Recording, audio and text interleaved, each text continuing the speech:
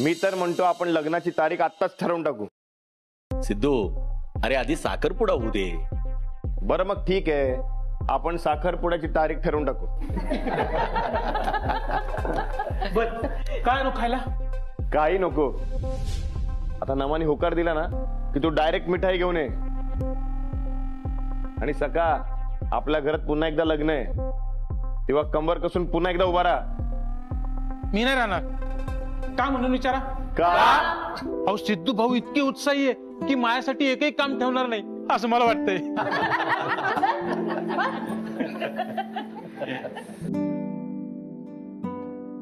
बरं, wedding planar म्हणून चॅन्डलरलाच बोलवते. हो नका नका, त्या चॅन्डलरचं नावच घेऊ नका. आपल्या सिद्धू आणि आदितीच्या लग्नाच्या वेळेस त्यांनी क्रेन मागवली आणि ठेवला हवेत लटकत. यावेळेस बोट मागवायचा आणि टाकायचा पाण्यात बुडून. हे नाण्या, तुला सांगितलं ना गप्पच म्हणून. गप. आता पण पान घालू का तोंडात? शांत बैस ना. अरे आपण पार लग्नापर्यंत येऊन पोहोचलो, पण जिचं लग्न आहे ती कुठे? तिला तर बोलवा. आदिती गेली बोलवायला, ते पण आलीच ना. नमा, किती सुंदर दिसतेस ग तू. दोघं अगदी शोभतायत एकमेकांना. छान दिसेल तुमचा जोडा.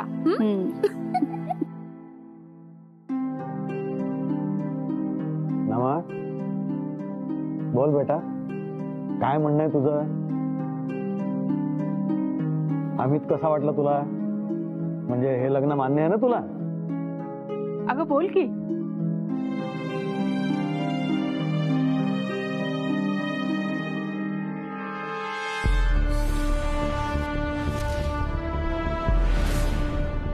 अगं नमा, नाही का म्हणतेस?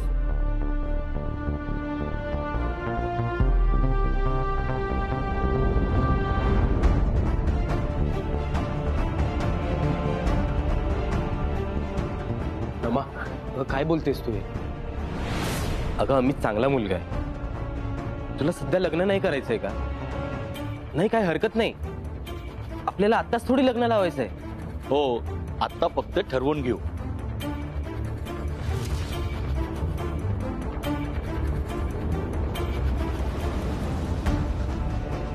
मग काय झालं? का नाही म्हणतेस लग्नाला?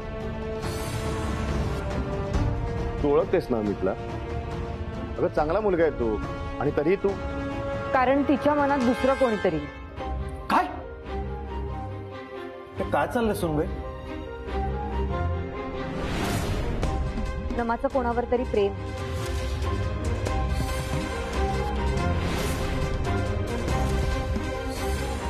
कोणावर?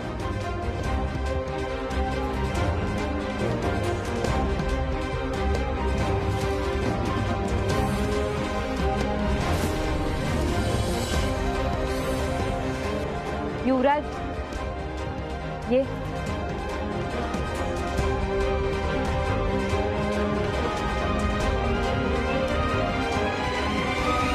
काय चाललंय सुनबाई?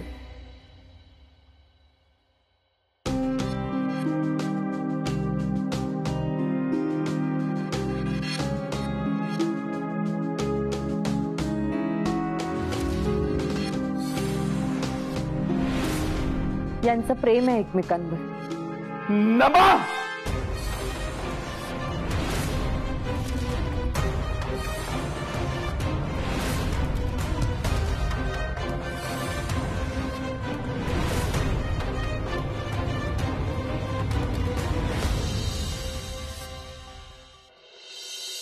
नमा, पाणी घे. शांत हो बाळा.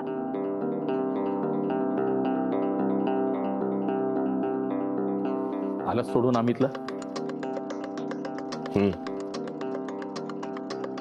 तात्या म्हणाले सगळ्यांकडून, पण तू सुद्धा सॉरी म्हणालास ना?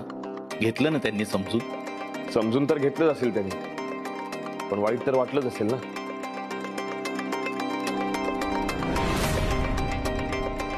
झालं तुझं समाधान? जवळपास जमलेलं लग्न मोडले आज तुझ्यामुळे. माझ्यामुळे? आणि कोणत्या बेसिसवर बोलतोयस रे? हे लग्न ठरलं होतं नमाच्या होकाराशिवाय? मुळात हे लग्न झालंच नसतं, कारण नमाला हे लग्न करायचंच नव्हतं. तुझ्या लाडक्या बहिणीच्या मनाविरुद्ध लावून देणार होतास का तिचं लग्न? आणि ते सुद्धा तुला हे माहित असताना की नमाचं आणि युवराजचं एकमेकांवर प्रेम आहे. तुला हे माहित होतं तरी सुद्धा तू अमितला घेऊन आला. मला सुद्धा असं भासवलंस की तू स्थळ म्हणून युवराजचं नाव सुचवलं. तिथे सगळं माझ्यामुळे नाही, तुझ्यामुळे झालं. तरीच नाही, मला शंका होतीच. सिद्धूने इतक्या घाईत बघण्याचा कार्यक्रम का केला? मुलाचा फोटो सुद्धा दाखवायला तयार नाही. तुला हे सगळं माहिती होतं? त्यात विचारायचं काय? आदिती म्हणते म्हणजे 100% या मूर्खाला सगळं माहित असेल. या मूर्खाने या नमाचं आणि युवराजचं काही आहे हे आपल्याला का नाही सांगितलं? मूर्ख. नाही नाही तात्या. आदिती तुगच काही बोलू नकोस. मला जर माहित असतं तर मी आधी नमाशी बोललो असतो याबद्दल. नाही, नक्की का? नक्की म्हणजे? नाही, तू आधी जो काही पराक्रम करून ठेवलायस ना, तो बघता तुझ्यावर विश्वास ठेवताना 10 वेळा विचार करावा लागतो. नाही रत्नाकर, सिद्धू दादा आधी चुकला असेल, पण नमाच्या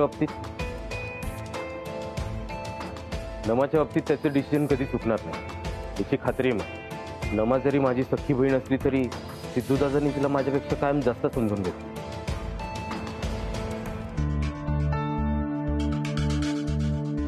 थँक्स सुहास. या घरात कुणाला तरी माझ्यावर विश्वास आहे. तू बघितलंस.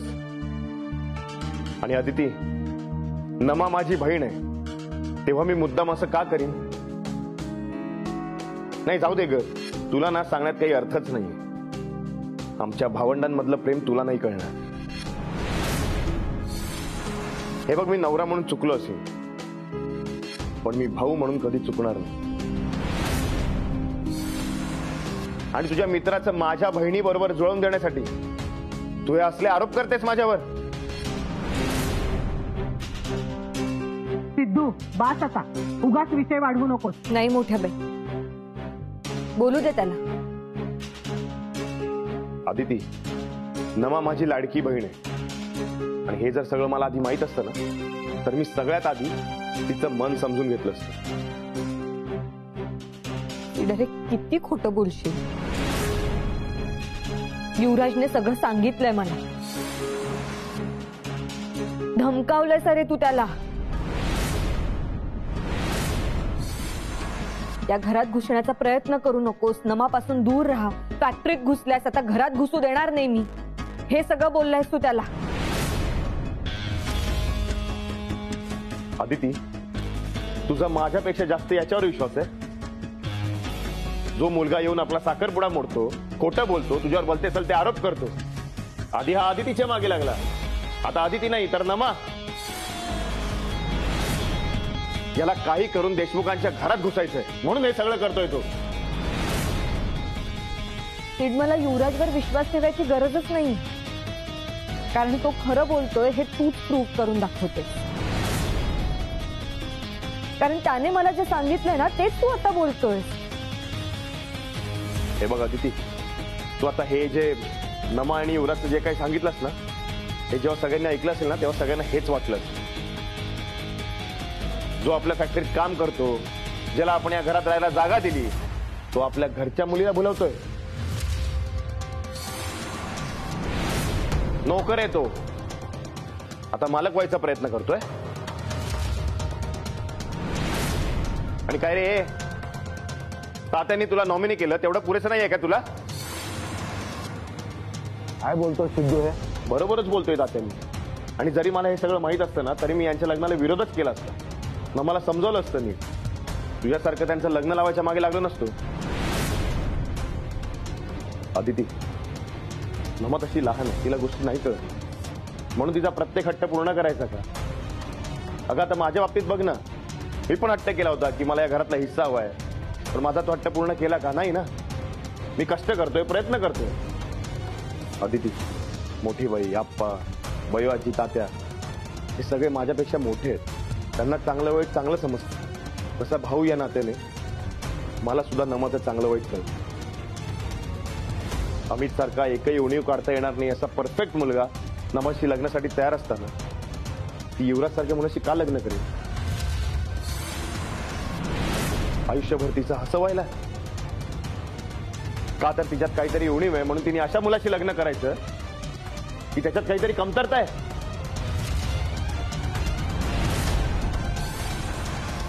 सिद्धू, हा असला विचार इथे कुणीही करत नाही. पण मोठी बाई जे आहे ते आहे ना. का नमाने पडती बाजू घ्यायची? का तिने कॉम्प्रोमाइज करायचं?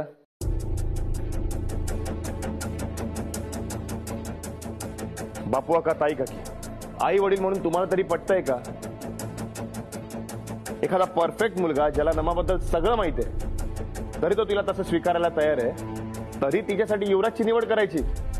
मला ही निवड चुकीची वाटते. त्यांचं प्रेम आहे एकमेकांवर. यात तुला मला काय वाटतं ते महत्वाचं नाहीये. का महत्वाचं नाहीये? नमा माझी बहीण नाहीये का? मग तिच्या बाजूने विचार कर ना. तिच्या बाजूने विचार करण्यापेक्षा तिचं भलं कशात आहे हे जास्त गरजेचं आहे. तिचं ज्याच्यावर प्रेम आहे तोच तिचा लाईफ पार्टनर होणं यात भलं आहे तिचं. पण तो मुलगा आम्हाला सुद्धा पसंत पडायला हवा ना. लग्न तिला करायचंय, तिची पसंती जास्त महत्वाची आहे. जेव्हा एखादा मुलगा तिला बघायला येतो तेव्हा होकार किंवा नकार विचारतो आम्ही नमाला. आम्ही तिचं जबरदस्ती लग्न लावून देत नाही आहोत. अरे थांबा तुम्ही दोघंही, शांत राहा. झाला दोष देऊन आम्हाला दोष देतेस. नमाच्या नजरेत आम्हाला सगळ्यांना विलन ठरवतेस. अरे तुम्हाला आधी सांगितलं ना शांत राहा म्हणून. नाही तात्या, काय चुकतंय माझं? आणि सगळ्यात महत्वाचं हे की तुम्हाला काय वाटतं नमासाठी कोणता मुलगा योग्य आहे, युवराज की अमित?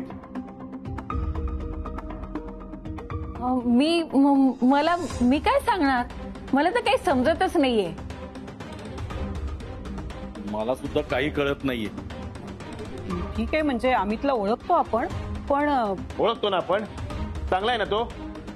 अरे हो, नो डाऊट की अमित चांगलाच मुलगा आहे, पण युवराज सुद्धा. एक मिनिट, आधी तू म्हणालास की अमित चांगला आहे. युवराज हे बघ युवराज नाही म्हणजे अमित.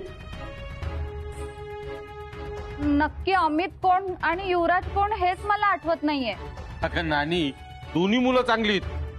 हा, पण आपल्याला सगळ्यांना लवकर ठरवलं पाहिजे, नाही तर हे ठरवता ठरवता आपल्या पुरीचं वय जायचं निघून आणि पोरगी बसायची घरातच. हे नान्या, तू गप आता. अमित, कारण युवराज अजून काही बोललाच नाही. अहो पण नमाच्या मनात युवराजच आहे ना. अरे थांबा. युवराज अमित, युवराज अमित, इथे काय निवडणुका चालल्यात का? काय इथं पोरीच्या आयुष्याचा प्रश्न आहे. खरं तर इथं आता कोणीच काही निर्णय घेऊ शकणार नाहीये. युवराज आणि नमा हा धक्का आहे आमच्यासाठी. तो पचवायसाठी जरा वेळ द्या. आणि हे बघा, सगळ्यांची मतं कुणाची काही जरी असली ना तरी ताई आणि बापू, नमा ही तुमची मुलगी आहे. त्यामुळे जो काही निर्णय घ्यायचा आहे ना तो तुम्ही घ्या, पण व्यवस्थित विचार करून घ्या. चला रे.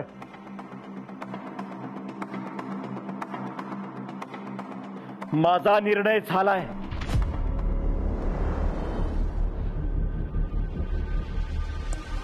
मला हे नातं मान्य नाही.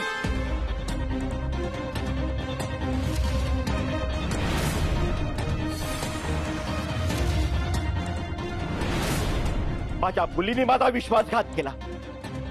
या युवराजने सुद्धा आपल्या सगळ्यांचा विश्वासघात केलाय. अरे आमच्याशी चांगली तुझी ओळख झाली, आपला म्हणून तुला आमच्या घरात राहायला जागा दिली, आणि तू ही थेरे करतोय. काय कर, तुला तुझं बरं वाईट लगेच समजायला लागलं म्हणून लागला नकार दिलास तू. स्थळ आणलं त्यावेळेस घाबरली म्हणजे आमच्याशी नाटक करतेस तू. हो, काय बोलताय हे तुम्ही? पोरगी अगोदरच घाबरली. हो, शांत व्हा ना तुम्ही. तू ह्या विषयी इथं काही बोलायचं नाही. अजिबात बोलायचं नाही तू. बापू, अरे तुझा राग समजू शकतो मी. अरे पण आता जरा शांतपणे विचार करायला हवा. नाही तात्या, बस. पण मला आता माझ्या मुलीचं तोंडही बघायचं नाहीये. माझ्या मुलीने माझा विश्वासघात केलाय.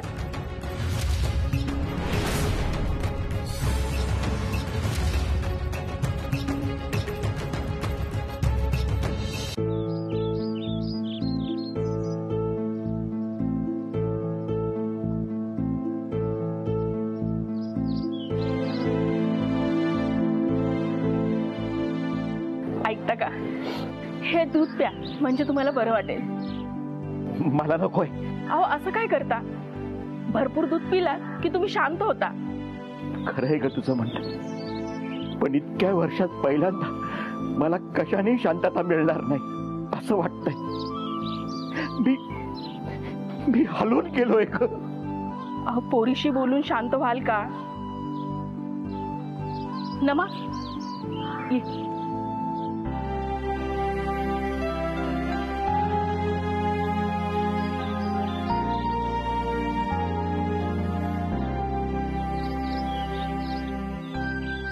हिला कशाला आणलं इथं? हिला जायला सांग. अहो पण मला काही ऐकायचं नाहीये. हिला जायला सांग इथून.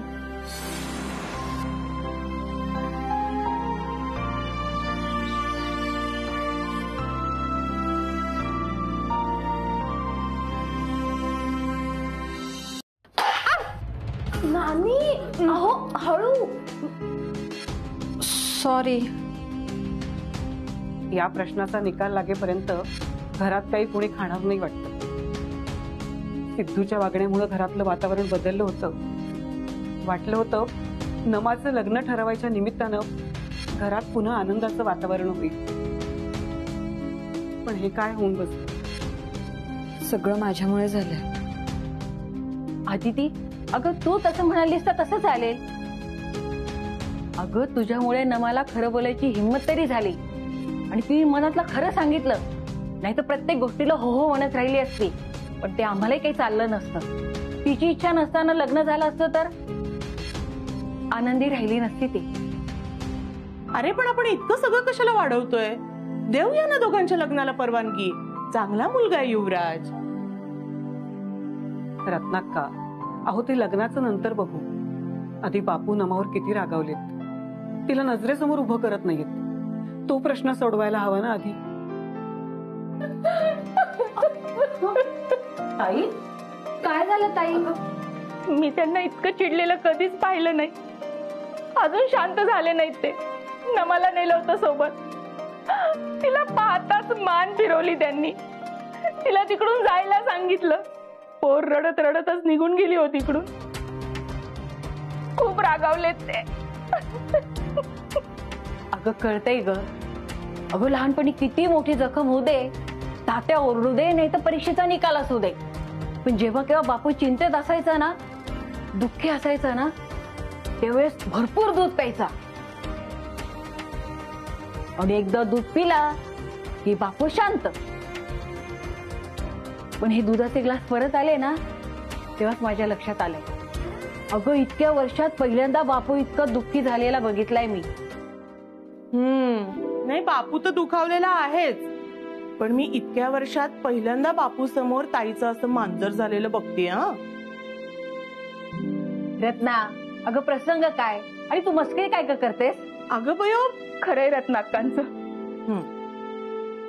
मी सुद्धा इतक्या वर्षात त्यांना कधीच इतकं चिडलेलं पाहिलं नाहीये. मला भीती वाटते हो, कधी काय वागतील देव जाणे. बाबू माझं काय